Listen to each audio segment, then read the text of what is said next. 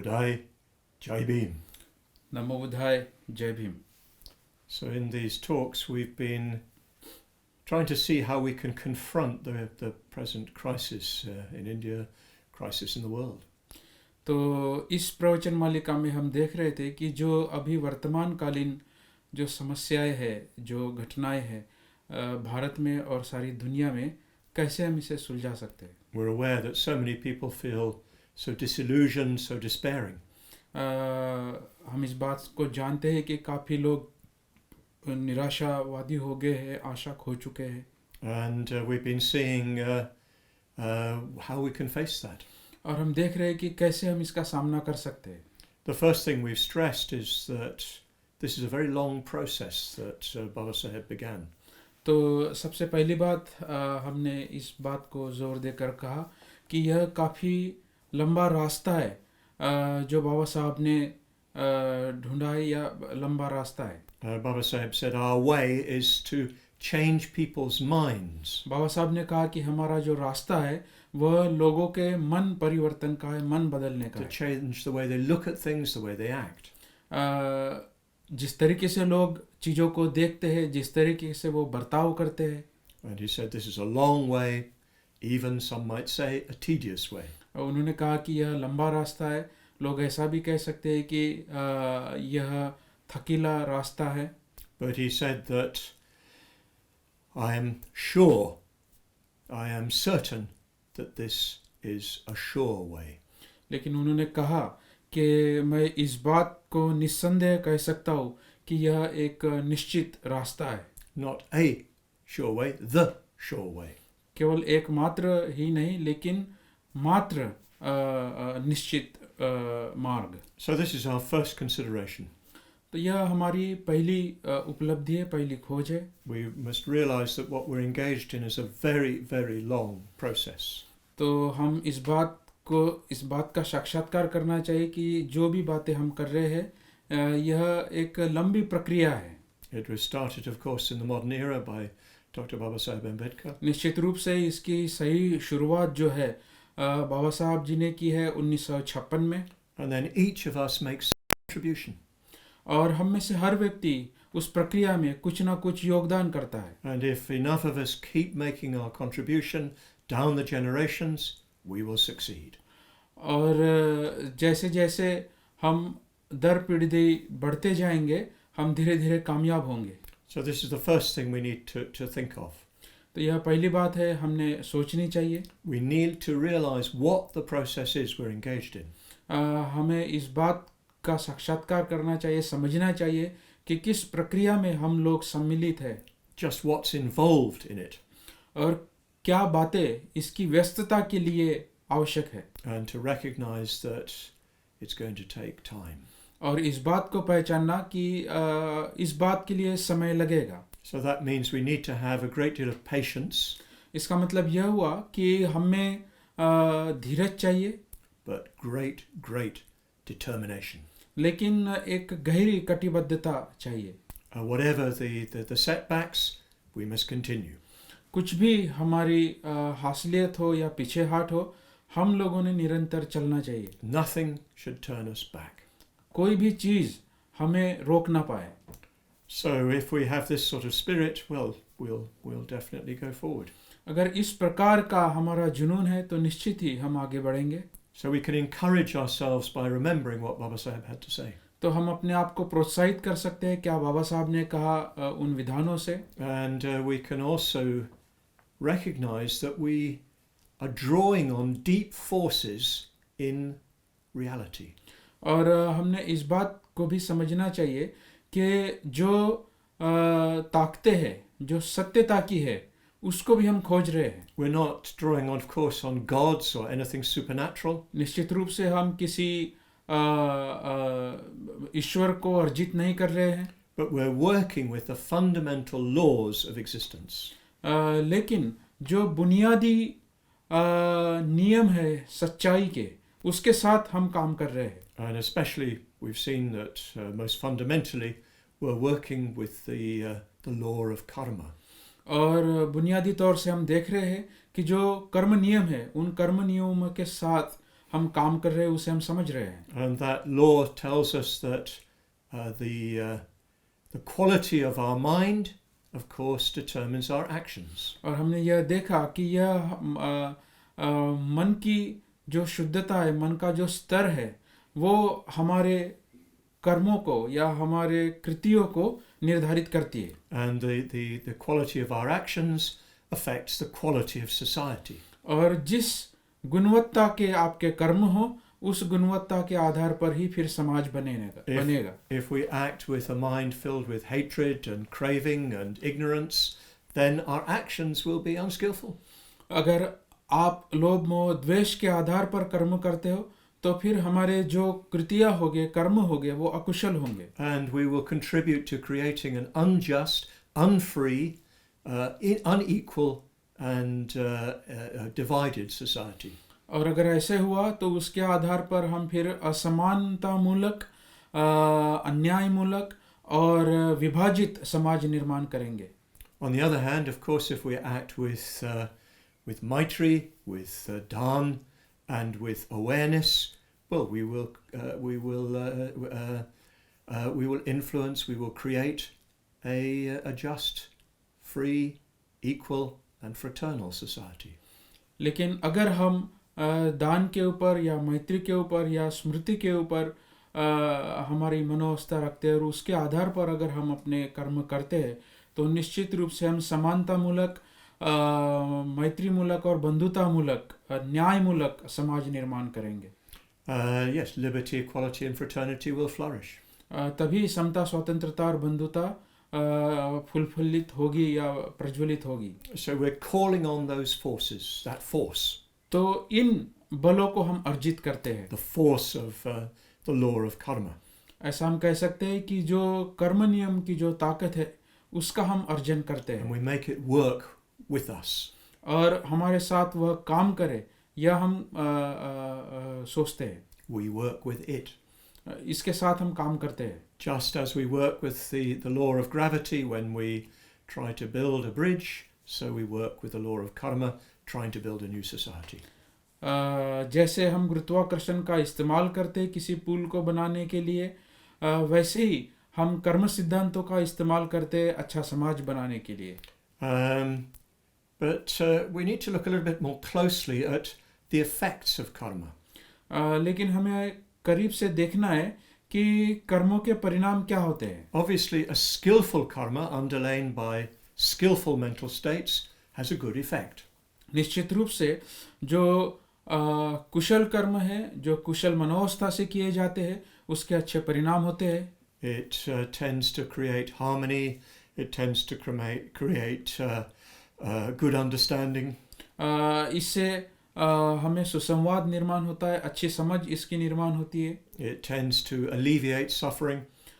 इससे जो दुख है वह दुख जाता है या दुख से आदमी ऊपर उठता है. And of course it has a good effect on the one who performs it. और जो व्यक्ति यह चीजें करता है उसके मन के ऊपर उसका अच्छा परिणाम होता है. If you're smiling faced and generous, well, people will respond to you positively. अगर आप मैत्रीपूर्ण है, दानी है, ऐसा आपका भाव है या वैसे आपके चेहरे पर भाव है, तो लोग आपको प्रतिसाद देंगे. People are attracted to people who act well. जो लोग अच्छा बर्ताव करते हैं, जिनका बर्ताव अच्छा है, उसके तरफ लोग आकर्षित होते हैं. The better you act, the more people will want to be friends with you. जितना आप अच्छा काम करेंगे, कार्य करेंगे, उतने ही लोग आपके मित्र बनेंगे. But there's an internal effect, and this is what we need to examine more closely. लेकिन एक आंतरिक उसका प्रभाव होता है, परिणाम होता है, जिसका परीक्षण हम करीब से करेंगे. As you perform skillful action, so your mind changes. जैसे ही आप कुशल कर्म करते हैं, आपका मन बदलता है. Now this takes some understanding. अब इसको समझने के लिए कुछ प्रयास करने होंगे. In the Buddhist understanding, the mind is constantly renewed. बौद्ध समझ ऐसी है कि मन हमेशा ही न्यूनतम होता है, नया होता है. We say the mind. जैसे हम कहते हैं कि यह मन है. And it sounds as if we got a box just like that. तो हम ऐसा समझते हैं कि मन जो है ऐसी कोई वस्तु है किसी बक्से के जैसी, and things come into it, things come out of it. और हम ऐसा सोचते हैं कि वहाँ चीजें आती है और वहाँ से बाहर जाती है। But the mind is actually more like a river. लेकिन मन उस बक्से जैसा नहीं है, वह एक नदी जैसा है। It's constantly changing. यह हमेशा निरंतर बदल रहा है। And what you put into the mind changes the mind. जो कुछ भी आप उस मन में रखोगे, उसके कारण, जो चीजें आपने मन में रखी है उन चीजों के कारण मन बदलता है। It forms the mind. उससे मन निर्मित होता है। Then you act on the basis of that mind. और उसके आधार पर फिर आप बर्ताव करते हैं। And that modifies the mind itself. और वही अपने आप मन को बदलता है। So the mind is a stream. तो मन ऐसा हम कह सकते हैं कि एक प्रवाह है। A stream of mental processes that are in constant motion, constant change. तो ऐसा हम कह सकते हैं कि ऐसा प्रवाह जो हमेशा ही चलित है। This is a very important topic which perhaps we'll deal with in another series. यह बहुत महत्वपूर्ण विषय है, लेकिन शायद हम किसी अगले प्रवचन मालिका में इसके साथ काम करेंगे। But for the time being, the main point is that your actions and the quality of your actions affects your own mind in the future. लेकिन महत्वपूर्ण बात यह है कि जिस गुणवत्ता का आपका मन है उसके आधार पर ही यानी हमारे मन पर प्रभाव होता है। If you understand this, it really changes your way of acting in the world. अगर आप इसे समझते हो तो फिर कैसा आप दुनिया में बर्ताव करते हो वह बदलता है। If you do something violent, well, that changes your mind. अगर आपने कोई हिंसात्मक बात की है तो वो भी आपके मन को बदलता है। Your mind becomes more violent, you could say. आपका मन अधिक हिंसक होता है, More insecure. अधिक असुरक्षित होता है, More quick to be offended. बहुत जल्दी वह प्रतिक्रिया देता है, More quick to act against. बहुत ही तुरंत किसी के विरोध में काम करना शुरू करता है। If your mind is full of maitri, well, you feel more in tune with everything. You feel more at one with everybody. और अगर आपका मन मैत्रीपूर्ण है तो फिर आप जो इर्द गिर्द दुनिया है उनके साथ सुसंवादित रहते हो, अधिक उनके साथ एकरूप रहते हो। And you feel much happier, of course. और निश्चित ही आप अधिक आनंदमय या आनंददायी रहते हो। So yes, the mind changes in accordance with the ethical quality of our actions. तो निश्चित ही मन बदलता है जिस प्रकार के नैतिक गुणवत्ता के हमारे कर्म हैं। And our Shila, our practice of the precepts, helps us to develop the quality of the mind. और हमारा जो शिलाचरण है वह हमारे मन के गुणवत्ता को बदलने के लिए मदद करता है। The mind becomes brighter. मन अधिक तेजस्वी होता है। Sometimes you can feel this quite literally. कभी कभी हम शब्दशाह भी इसे समझ सकते हैं। Everything seems brighter. हर चीज ऐसे कह सकते हैं कि प्रज्वलित नजर आती है। Everything seems clearer, more beautiful. हर चीज अधिक स्पष्ट और सुंदर नजर आती है। You see other people with an eye of love which shows their good qualities. आप और लोगों को देखते हो जिनके अच्छे गुणों को आप देखते हो, उनकी सुंदरता को आप देखते हो। Your mind is clearer, less confused. आपका मन अधिक स्पष्ट होता है, संभ्रम रहित होता है। Your mind is quicker. आपका मन अधिक तुरंत या जल्दी अच्छे कामों पे काम करता है। You can understand things much more easily. आप चीजों को अधिक गहराई से समझ सकते हो। That's the influence of skillful karma. यह प्रभाव है आपके कुशल कर्मों का। Your skillful karma creates a new mind which is brighter. आपके कुशल कर्म एक नए मन को निर्माण करते हैं जो अधिक तेजस्वी है। And a process takes place which corresponds to what Baba Sahib refers to as cleaning the mind. और इस प्रक्रिया को हम कह सकते हैं, जो बाबा साहब जिसका संदर्भ देते हैं, मन की पवित्रता या मन का शुद्धिकरण। You gradually get rid of all kinds of negative tendencies in the mind. धीरे धीरे आप सभी जो नकारात्मक भाव है उन नकारात्मक भाव को अपने मन से दूर करते हो। Usually our minds are made up of a mixture of darkness and light and just dull grey. अक्सर हमारा मन नकारात्मक और सकारात्मक इन दोनों बातों से भरा हुआ होता है, जिसमें कभी कभी कुछ अंधकार हम महसूस करते हैं। Sometimes, yes, we see things in a bright way. Sometimes they seem very dark, very black, very bleak. कभी कभी चीज़ें अच्छी नज़र आती है, कभी कभी वो काफ़ी अंधकारमय नज़र आती है। And sometimes they just seem sort of dull, uninteresting. कभी कभी वो काफ़ी निरुत्साही या कभी कभी रोचक नज़र आती है। And you could say that this darkness of the mind, this dullness of the mind is due to the presence of kleshas. और यह जो अंधकार है हमारे मन का, वह क्लेशों के कारण आता है। Klesha is a very important Buddhist word. It's kilesha in Pali, klesha in Sanskrit, which refers to these darkening influences in the mind. क्लेश यह काफ़ी महत्वपूर्ण शब्द है, जिसे किलेशा पाली में कहते हैं, क्लेश संस्कृत में कहते हैं। यह वह बातें हैं जिससे हमारा मन अंधकारमय हो जाता है। Sometimes referred to as disturbing emotions. कभी कभी इसे विचलित करने वाले भावनाएं कहते हैं। It's more than just emotion. It also includes a kind of thought, you could say. यह केवल भाव ही नहीं है, इन भावों में आपके विचार भी सम्मिलित होते हैं। But they're disturbing, unpleasant mental states. लेकिन ये दुखद होते हैं, सहज नहीं होते हैं और विचलित करने वाली मनोवस्थाएं होती है। And they're painful in themselves. और अपने आप में यह काफ़ी पीड़ादायी है। In the Buddhist tradition, different lists are given of the kleshas. बौद्ध धर्म में क्लेशों की अलग अलग सूचियां हैं। And some are given in the Theravada Pali, Abhidhamma. कुछ सूचियां जो है वो थेरवादा परंपरा में पाली से जो अभिधम्म पिटक है वहाँ दी गई है। In the Mahayana tradition, there are 6 kleshas. और महायानी परंपराओं में 6 क्लेशों की सूची है। And we know of these especially through the work of a very great Indian Buddhist of the early 6th century. His name was Asanga. और यह सूचियाँ भारत के एक महान जो बौद्ध दार्शनिक थे या गुरु थे उनसे आती है, जो 6ठी शताब्दी के पूर्वार्ध में जिए हैं, जिनका नाम है आचार्य असंग।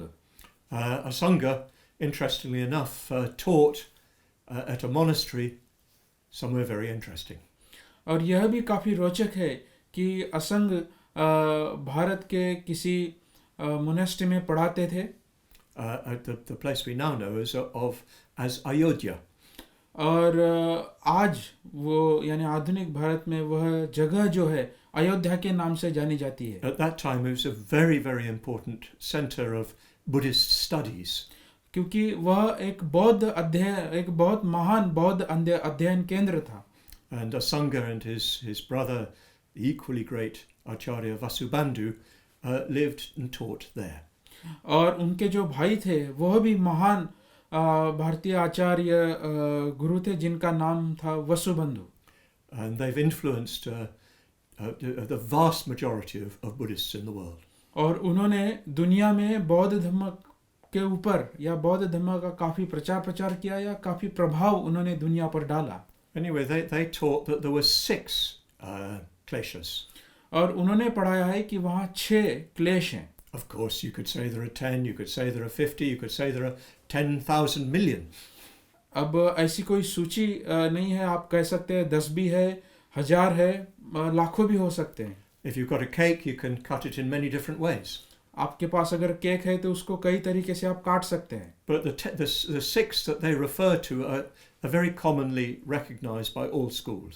लेकिन जो 6 हम चीज़ें जो हम क्लेशों की जो सूची है वह सामान्य तौर से बौद्ध परंपराओं ने स्वीकारी है। Even if some schools add more to that list. और कुछ जो परंपराएं है या जो पंथ है, बौद्ध पंथ है, उन्होंने अधिक सूचियों को वहाँ जोड़ा है। Or call them by different names. या उन्होंने उसको अलग अलग नाम से पुकारा है। So let's just quickly look at these 6. तो आइए तुरंत या संक्षिप्त में हम इन 6 क्लेशों की सूची को देखते हैं। Not a very pleasant subject, I know. मुझे पता है यह जो विषय है यह काफ़ी सुखद नहीं है। But we will all recognize them, I guarantee. लेकिन मुझे पता है कि इन भावों को हम पहचानेंगे, इसकी मैं गारंटी देता हूँ। Because they're in every one of us. क्योंकि यह जो क्लेश है हम सब में है। They're in each and every one of us. तो हम सब में यह क्लेश है। And our task in Shila is to get rid of these.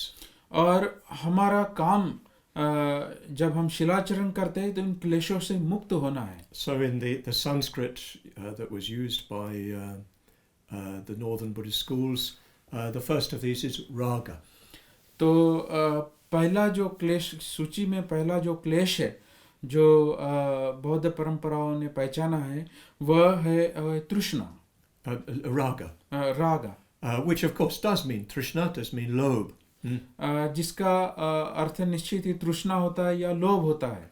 But the word raga has the connotation of very colourful, very bright, very attractive. लेकिन राग का यहाँ जो रंग बताया गया है वो काफी लुभावना होता है, काफी आकर्षित करने वाला होता And है. it means something more like, well, what in English we would call passion. अंग्रेजी में उसे कह सकते हैं, जिसे पैशन कहते हैं, हम कह सकते हैं जो जुनून है. Junune. जुनून. Junun. A very strong a word, raga. राग यह जो है ये काफी प्रबल शब्द है. And it's this strong attachment to something or some people or some ideas that you think will give you benefit. और एक घनी प्रबल ऐसी आसक्ति होती है. हम ऐसा सोचते हैं कि अगर इससे आसक्त होते हैं और हमें ऐसा लगता है अगर हमने इसे पाया तो हम खुश हो जाएंगे. The essential point is that you don't feel happy, you don't feel contented. महत्वपूर्ण बात यह है कि कभी भी आप संतुष्ट महसूस नहीं करते हो. On one level or another, you feel restless, discontented. एक दूसरे स्तर पर देखा जाए तो आप हमेशा ही अस्वस्थ रहते हो और असंतुष्ट रहते हो. So you want something that will give you wholeness, satisfaction, peace. तो आपको कोई तो भी चीज चाहिए होती है जिससे आपको स्थिरता मिलेगी, आराम मिलेगा या पूर्णता मिलेगी. The commonest things that we're attached to in this way are, of course, people. और निश्चित रूप से हम इस प्रकार से आसक्त होते हैं लोगों से. If I've got this person or that person as part of my life, then I will be happy.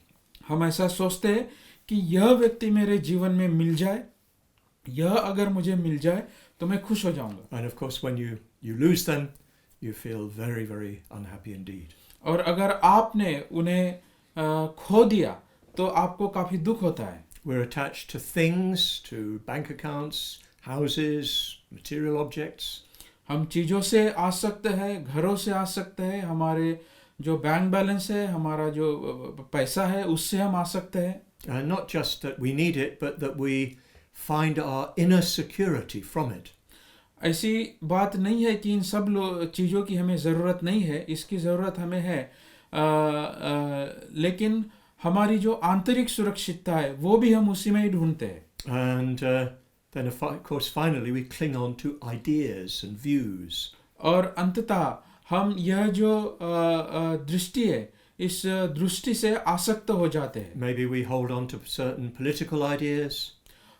कभी कभी हमें ऐसे लगता है कि यह राजनीतिक दृष्टि से हम आसक्त हैं. People are very often very attached to religious ideas. और लोग काफी गहराई से जो धार्मिक दृष्टियां हैं उस धार्मिक दृष्टि से आसक्त है. That's why people become so angry when other people don't agree with them or even contradict them or even mock them for their ideas. इसलिए लोग काफी घृणास्पद होते हैं, उन्हें गुस्सा आता है अगर हमने किसी संकल्पनाओं का उस तरीके से भाषांतरण किया, वैसा हमने बर्ताव किया. And I have to say that we cannot hold on to the Buddha Dhamma in this way.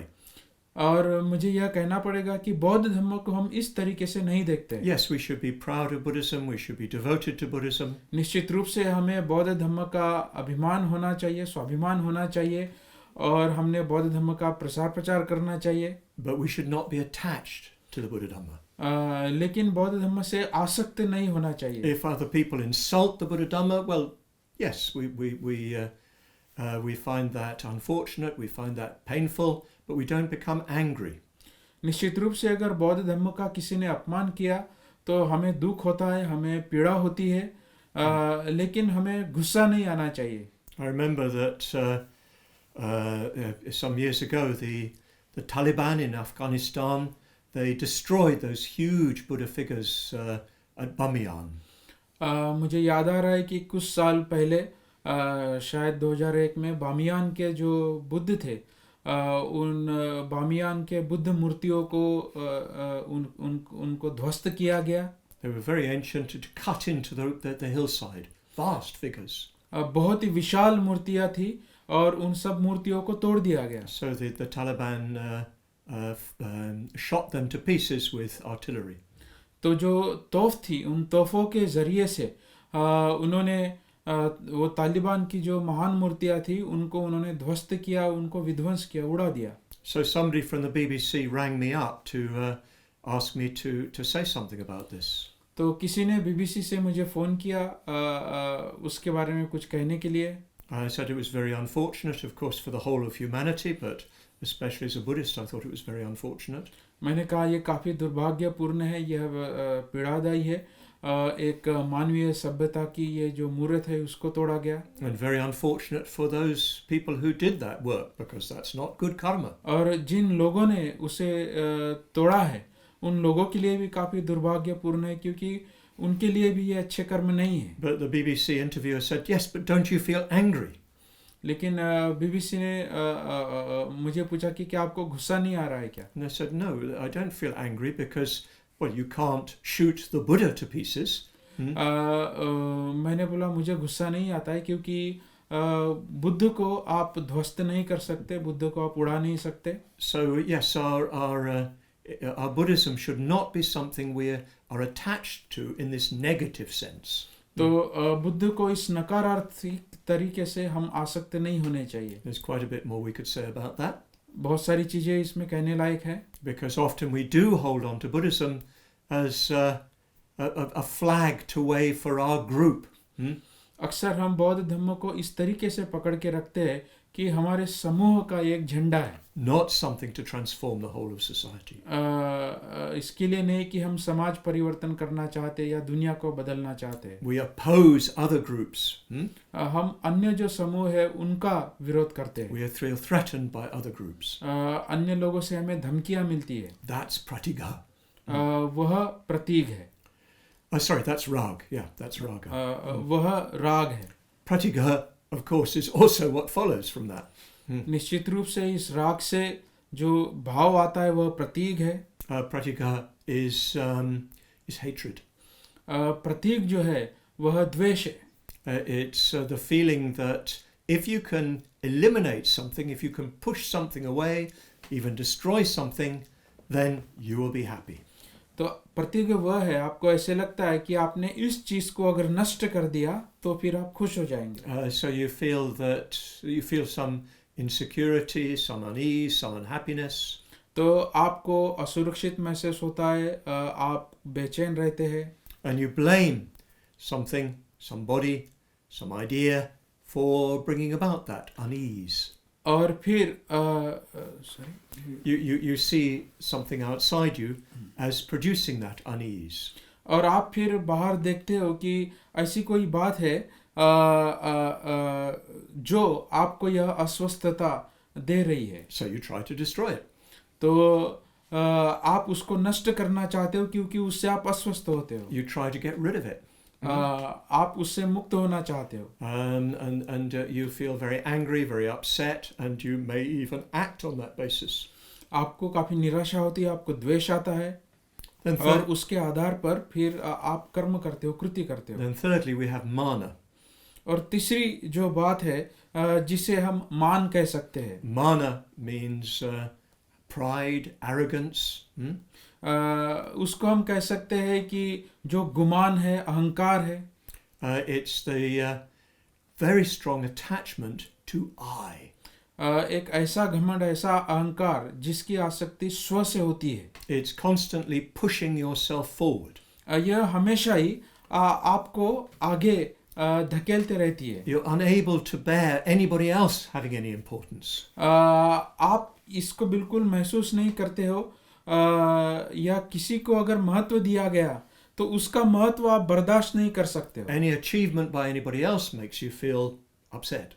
किसी ने कोई भी हासिलियत या की है तो आप उसको बर्दाश्त नहीं करते हो। Any failure by somebody else makes you feel a little bit of happiness. और कोई अगर नाकामयाब हो गया तो आपको फिर खुशी होती है। So it's a very unpleasant emotion, यह काफी दुखदाई भाव है, but we all share it. लेकिन हम सब में यह है। We believe that we are uniquely important. हम ऐसा विश्वास करते हैं कि मैं ही एक विशेष तरीके से महत्वपूर्ण व्यक्ति हूँ, And we do whatever we can to assert ourselves. और हम पूरी कोशिश करते हैं अपने आप को इस तरीके से यानी रोध करने की, स्थापित करने की। Then we have avidya. और उसके पश्चात जो आता है वह है अविद्या। We've already dealt with this to some extent. This is ignorance. अविद्या मतलब अविद्या। This is the refusal to see the truth of things.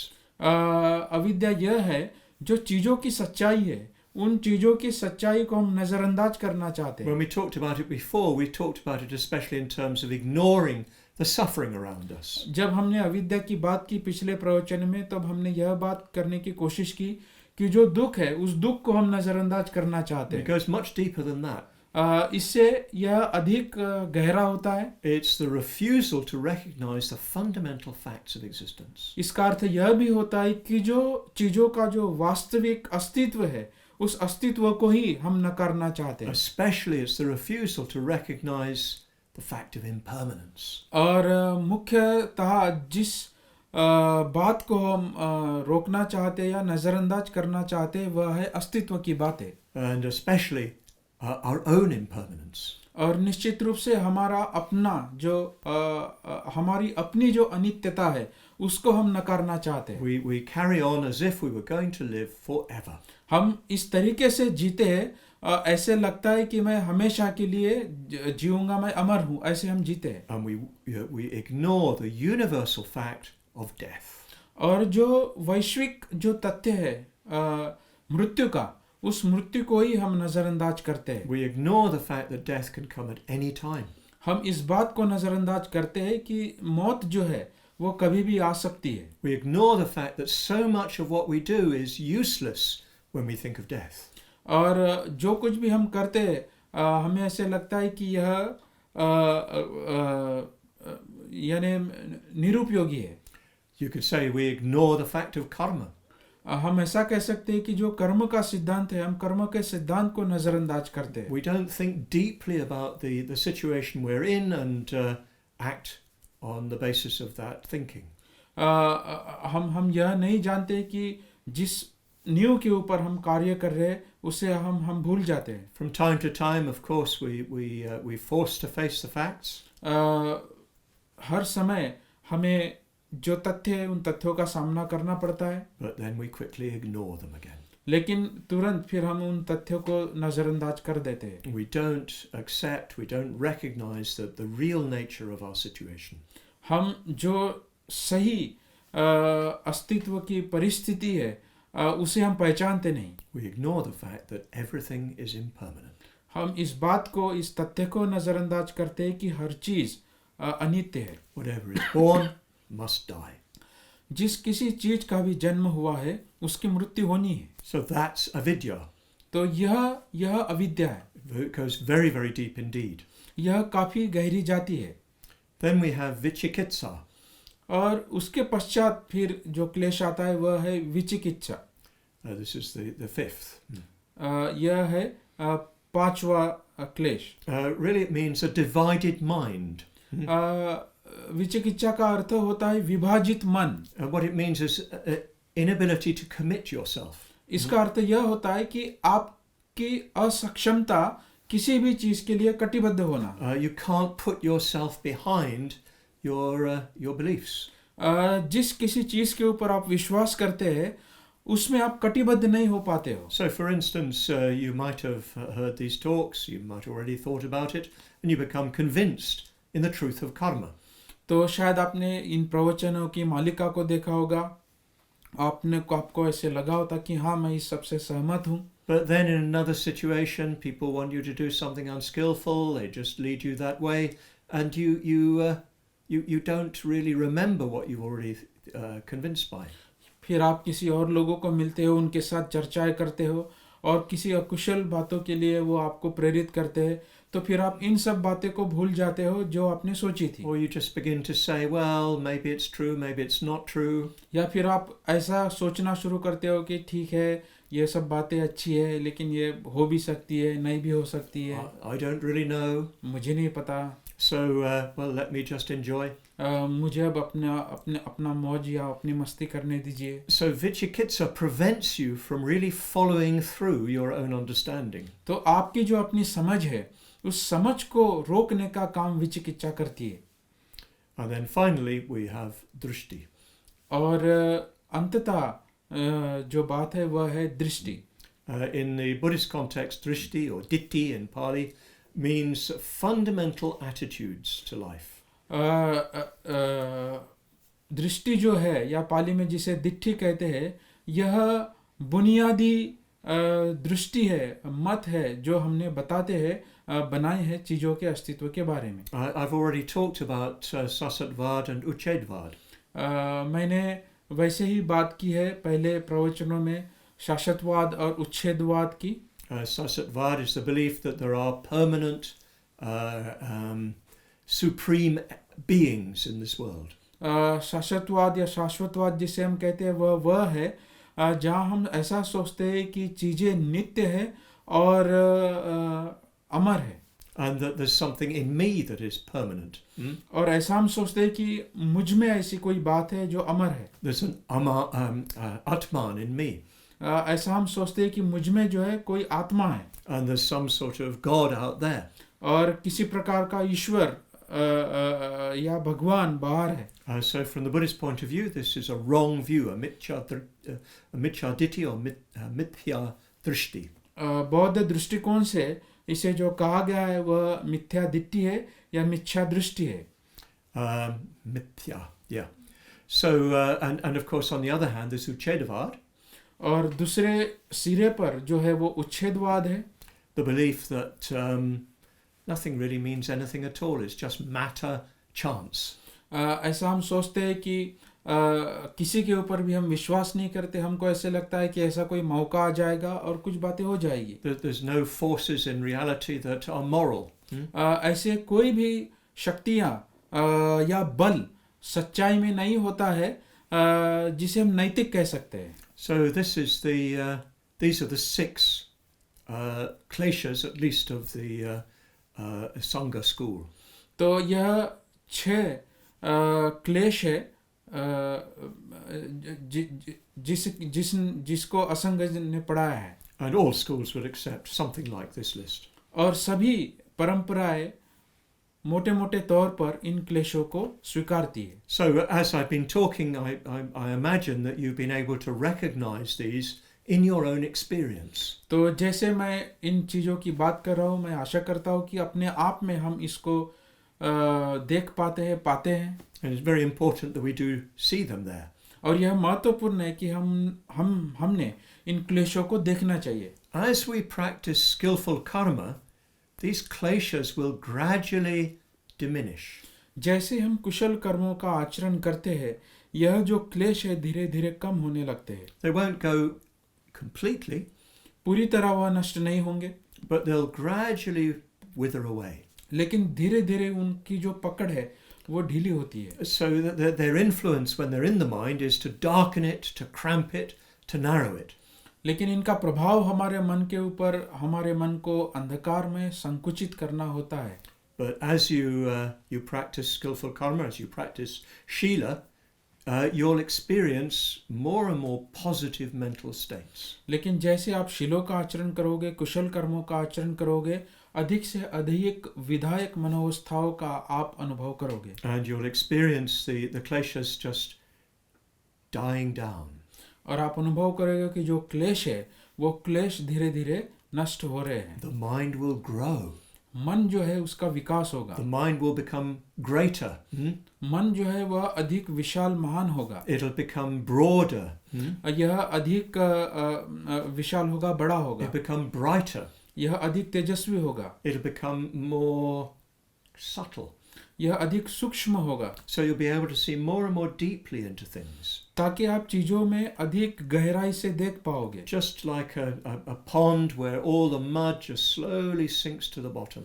जैसे कि किसी जो यानी तबका है या जो पानी है, उस पानी में जिस तरीके से धूल बैठने लगती है और पानी साफ होने लगता है. When the glaciers are dominant, you can't see anything. लेकिन जब क्लेश हावी होते हैं तब हम कुछ देख नहीं पाते हैं. You just look at everything from the glaciers. तब हम सभी चीज़ों को उस धूल से या उन क्लेशों से ही देखते हैं. They're like distorting spectacles that change the way in which the world appears to you. आप ऐसा कह सकते हो कि ऐसे टूटे हुए या गलत चश्मे हमने पहने हैं जिससे चीज़ों जो है वह गलत नज़र आती है. So gradually, as you practice skillful karma, these glaciers disappear. तो जैसे ही आप कुशल कर्मों का आचरण करोगे, यह क्लेशों से हमें मुक्ति मिलती है या कम होते हैं. So Shila is very, very important for purifying the mind. इसीलिए शील काफ़ी महत्वपूर्ण है मन की शुद्धता के लिए. Because it's the pure mind that performs skillful action and contributes to a free, ideal society. क्योंकि यह शुद्ध मन है जो कुशल कर्मों को करता है और इन्हीं कुशल कर्मों के आधार पर आदर्श समाज की निर्मित होती है. And we can intensify this purification of the mind if we practice meditation. और हम यह मन की शुद्धता को गहरा कर सकते हैं अगर हम ध्यान का अभ्यास करते हैं, ध्यान का सराव करते हैं. It's an extension of the process of working with karma. यह यानी ध्यान जो है यह कर्मों के साथ आगे जाने वाली पायदान है. When we practice meditation, we're performing Shila, you could say, on a deeper level. जब हम ध्यान करते हैं तो जो हम शीलों का जो आचरण करते हैं उसे हम गहराई से और करीबी से देख सकते हैं. When we practice the precepts, we're working on the mind through our action. तो जब हम शीलों का आचरण करते हैं तो हम अपने मन का निरीक्षण करते हैं शीलों के माध्यम से. When we practice meditation, then we're working directly on the mind. और जब हम ध्यान करते हैं तो हम प्रत्यक्ष रूप से हमारे मन के ऊपर काम करते हैं. So in the Buddha's fundamental expression of the path, he talks about Shila, Samadhi, Prajna. तो जब बुद्ध अपने बुनियादी मार्ग की बात जब करते हैं तो वह 3 स्तरों पे करते हैं, जो है शील, समाधि और प्रज्ञा. By Samadhi, he means meditation. यहाँ समाधि का अर्थ है ध्यान. And we'll see what he means by Prajna later. और प्रज्ञा का अर्थ क्या होता है उसे हम बाद में देखेंगे. But we've come to the point where we need to investigate what Samadhi means a little bit further. लेकिन हम इस बिंदु पर अभी आ गए हैं कि हमें देखना है कि समाधि का अर्थ क्या होता है. And we need to see how Samadhi contributes to the creation of a better society. और हमें फिर यह देखना है कि समाधि से कैसे अच्छे समाज की निर्मित हो सकती है. But again, that's a story for our next talk. लेकिन फिर से हम यह कहेंगे कि ये जो कहानी है अगले प्रवचन की है. Namo Buddhaya, Jai Bhim. नमो बुद्धाय, जय भीम.